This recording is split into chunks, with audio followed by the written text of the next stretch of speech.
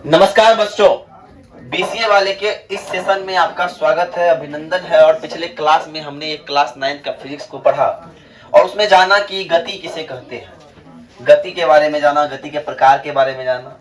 और कल हमने पढ़ा था सदिश राशियां क्या है, अदिश राशियां क्या है, दूरी क्या है और विस्थापन क्या है।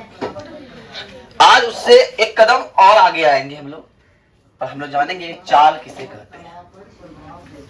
चाल किसे कहते हैं? अंग्रेजी में इसको बोलते हैं स्पीड। क्या बोलते हैं? स्पीड। तो किसी वस्तु द्वारा एक छोटे समय अंतराल में, किसी वस्तु द्वारा एक छोटा सा समय अंतराल में तय किया गया दूरी और उसके अनुपात को, दूरी और उस समय के अनुपात को हम लोग क्या कहेंगे सर?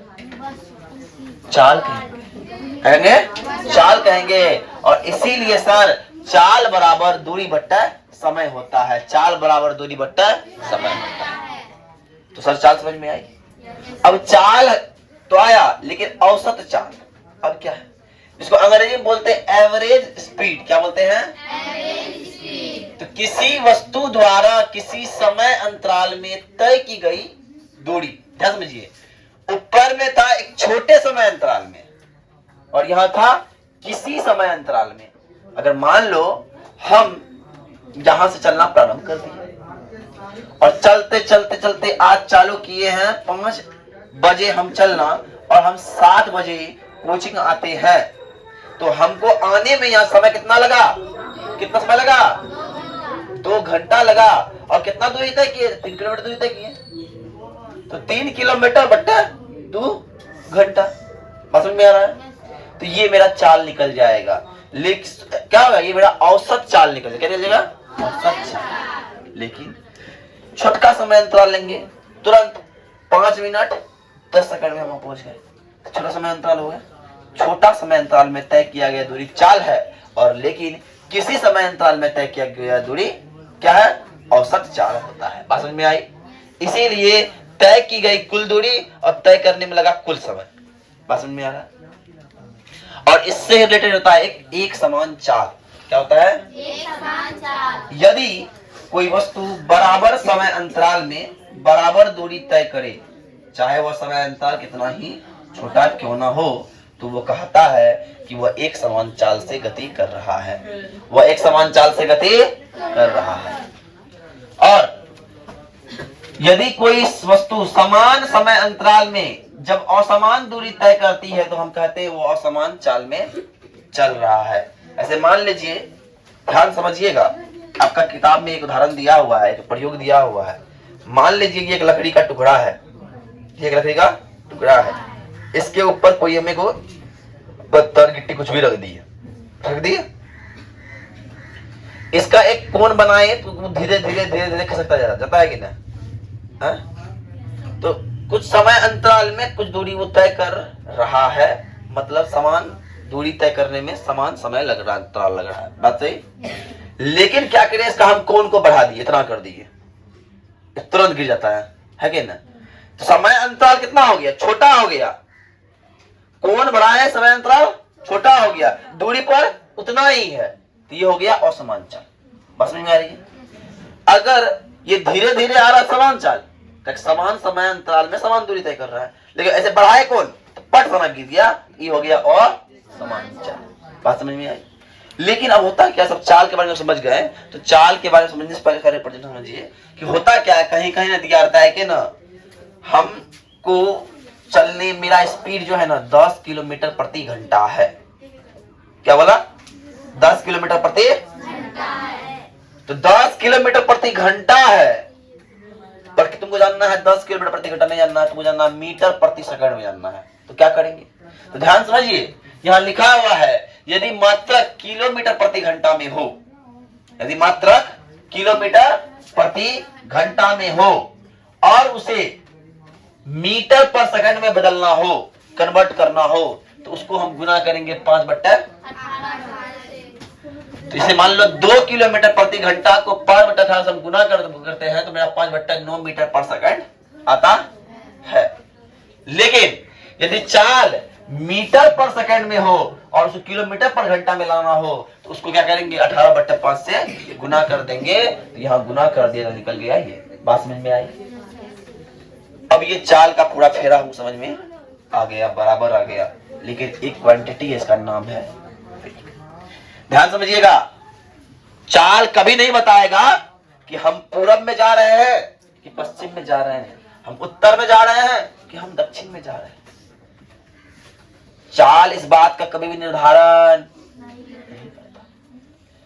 इसीलिए जो दिशा नहीं बताता हो, जो दिशा का ज्ञान जिसको नहीं हो, सिर्फ जिसके पास परिमाण हो, तो उसको हम लोग अदिश राशि कहते हैं। कल बताए थे उसको हम लोग क्या बोलते हैं? इसीलिए हम कह सकते हैं कि चाल क्या है, तो चाल एक अदिश राशि, चाल एक कहे कि चाल में बस परिमाण है, दिशा है ही नहीं।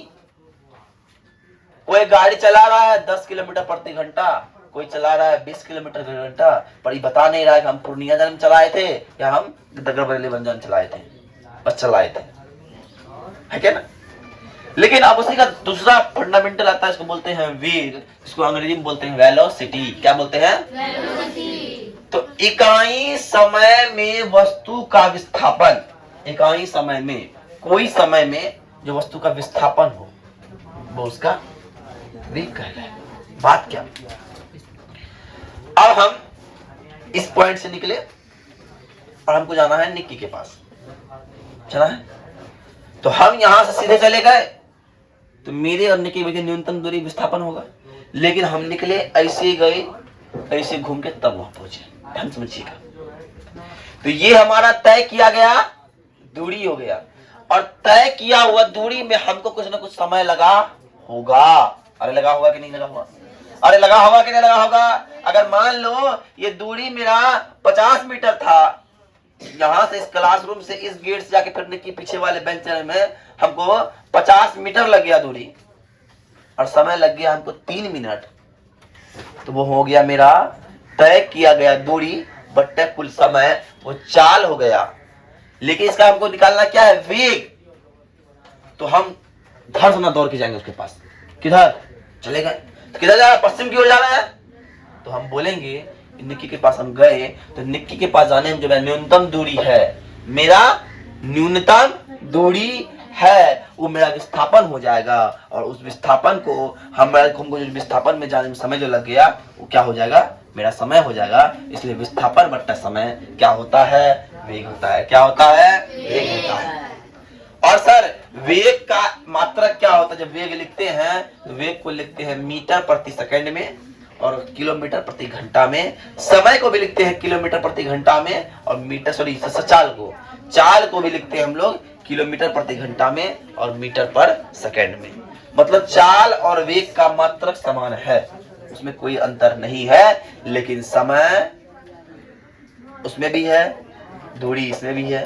लेकिन दूरी उसमें है, यहाँ पे क्या विस्थापन है, समय दोनों में है। लेकिन अंतर ये है कि चाल एक अदिश राशि है जबकि वेग एक सदिश राशि है। कहा कि वेग बोलता है कि मेरा वेग, इसे एग्जांपल के लिए समझिए, किसी कार का वेग 60 किलोमीटर प्रति घंटा पूरब की ओर है, ये बताया वेग।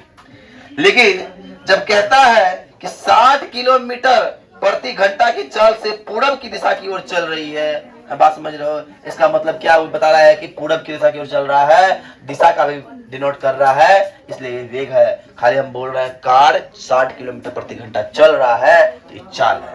बात समझ में आई? जो बोले कि हम बाइक चला रहे हैं 10 किलोमीटर प्रति घंटा, तो ये मेरा चाल हो गया। लेकिन हम बोले कि हम गवनेली की ओर चला रहे हैं 10 किलोमीटर प्रति घंटा, तो हो गया मेरा वेग हो गया। बात समझ में आई? There are difference between velocity and speed. Okay, उतार लीजिए पहले। देखिए, अब तक हम वेग के बारे में जाने, और वेग से रिलेटेड है त्वरण। त्वरण किसे कहते हैं, एक्सेलरेशन किसे कहते हैं, ध्यान समझिएगा। आप लोग गाड़ी चलाते हुए देखे होंगे, आपके घर में सबके पास गाड़ी है या आस पड़ोस में बाइक है, तो देखते होंगे कोई से घुमाता है तो स्पीड बढ़ाता है क्या ना? तो उसको जो घुमाते हैं उसको बोलते हैं एक्सलरेटर। क्या बोलते हैं? जिसको घुमाने से एक्सलरेशन बढ़ जाए दैट इज कॉल्ड एक्सलरेटर। ठीक है ना, है ना, जिसके कारण एक्सलरेशन बढ़ जाता है, गाड़ी का मोटर का स्पीड बढ़ जाता है ना, तो दैट क्या कहलाता है? एक्सलरेटर कहलाता है। उसी से बना है एक्सलरेशन नाम का शब्द, जिसको हम लोग हिंदी में त्वरण कहते हैं। क्या बोलते हैं? त्वरण कहते हैं।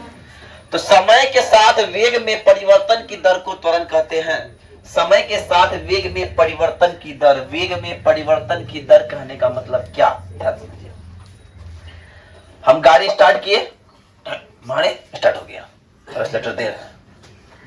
हम जब गाड़ी स्टार्ट किए थे उस समय मेरा समय भी 0 था और गाड़ी का स्पीड भी 0 था। अब हम 30 मिनट तक गाड़ी चला रहे हैं, या 1 मिनट गाड़ी चलाए, और 1 मिनट गाड़ी चलाते जाते गाड़ी की स्पीड 60 पर लेते आए। कितना लेते हैं? 60। तो बोले कोई व्यक्ति कि बताओ गाड़ी का त्वरण क्या है? तो कितना मिनट चलाए? 1 मिनट, मतलब 60 सेकंड हम चलाए गाड़ी, तो गाड़ी का स्पीड हो गया 60 किलोमीटर प्रति घंटा की स्पीड से चला, गाड़ी का स्पीड लिखा हुआ है। देखिए अब इस स्थिति में क्या हो जाएगा, उसका जो कुल समय लगा, प्रारंभिक वेग कितना था? 0, अंतिम वेग कितना था?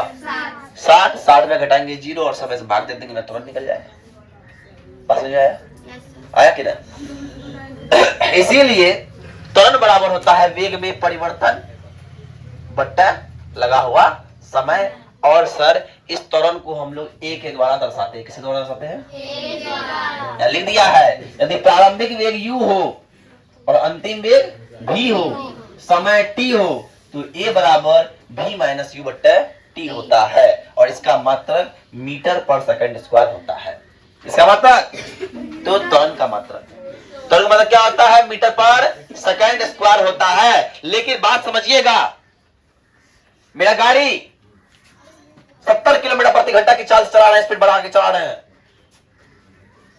गाड़ी को हम 70 किलोमीटर प्रति घंटा की स्पीड से चला रहे हैं, लेकिन हम धीरे धीरे सब ब्रेक पर लाद डाल रही, गाड़ी का स्पीड रुकने लगा। अरे गाड़ी का स्पीड रुकने लगा नहीं?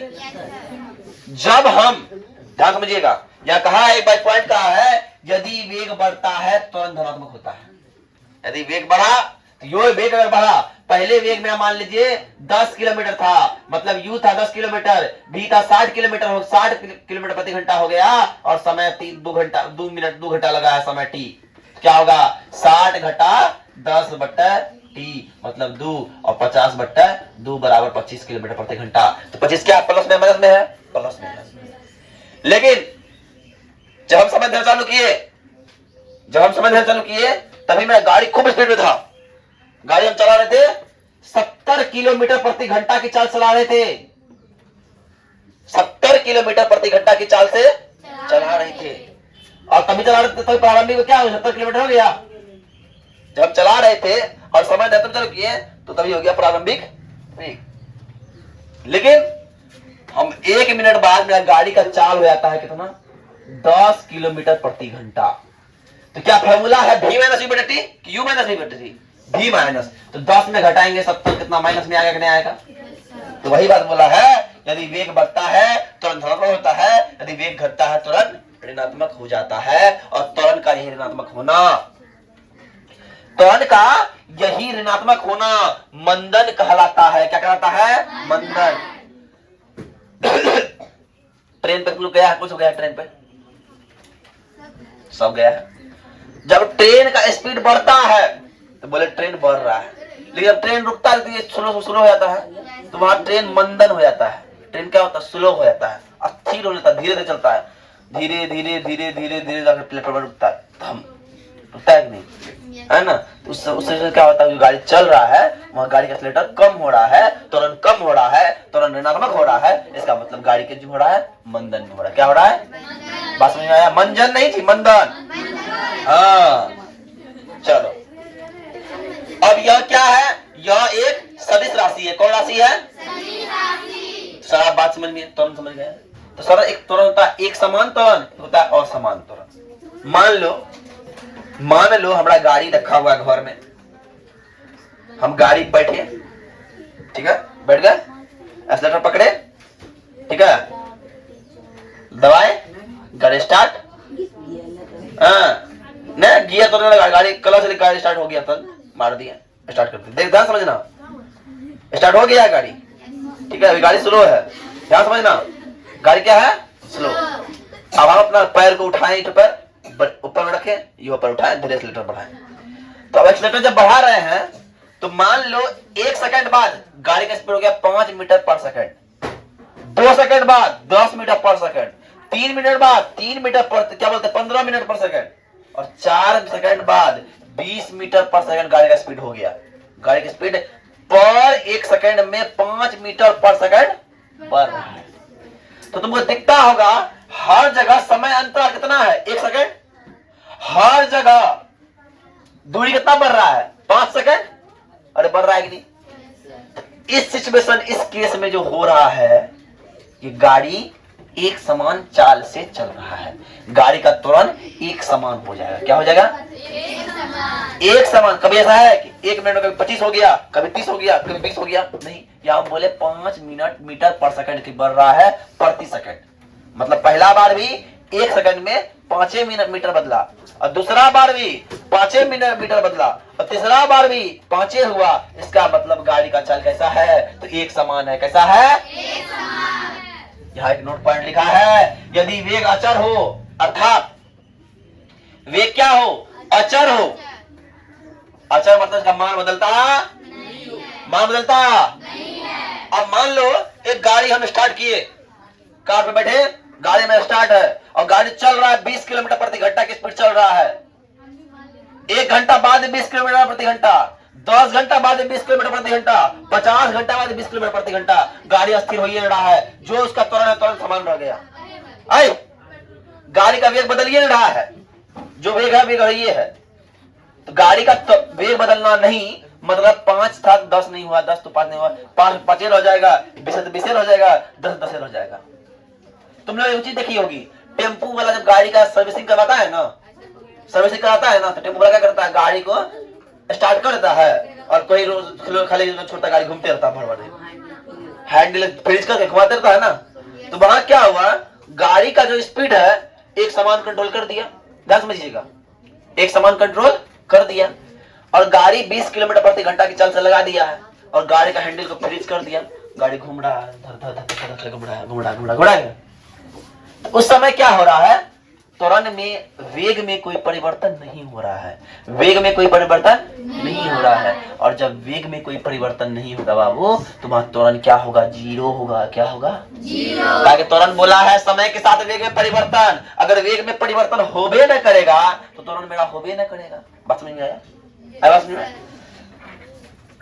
इसीलिए ध्यान समझिए, हमने फॉर्मूला पता है कि ए बराबर क्या होता है, v माइनस यू बटे टी। इसको ले लेते हैं, v माइनस यू कोना कोनी गुना कर देते एटी, तो v वाला ले लेते हैं, u प्लस एटी ले लेते हैं कि नहीं ले लेते हैं, ले लेते हैं ना। ये मेरा फार्मूला भी हो गया एक प्रकार से, v का फार्मूला हो गया, a का फार्मूला हो गया, निकल गया। अब ध्यान समझिए, एक होता है असमान त्वरण, यदि बराबर समय अंतराल में बराबर परिवर्तन न हो तो असमान त्वरण कहलाता है। लगभग गाड़ी जो है, लगभग साइकिल जो है असमान त्वरण में चलता है, एक समान त्वरण में बहुत कम चलता है।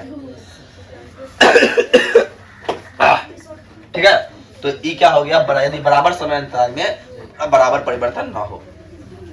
पहला सेकंड में गाड़ी का एक्सीलरेटर 5 किलोमीटर से 5 मीटर से, दूसरा सेकंड में 25 हो गया, तीसरा 50 हो गया, तो समान तो नहीं हो रहा है, इसलिए क्या हो गया, असमान त्वरण हो गया। बात समझ में आई? कल के अध्याय में इसी चैप्टर के बारे में जितना आपने पढ़ाए हैं उस सबका ग्राफ बताएंगे कि ग्राफ कैसे बनता है, कैसे ग्राफ में हम समय और चाल को दर्शाएंगे, कैसे ग्राफ में दूरी और चाल को दर्शाएंगे, कैसे ग्राफ में इस सब को दर्शाएंगे, उसके बारे में हम कल पढ़ेंगे।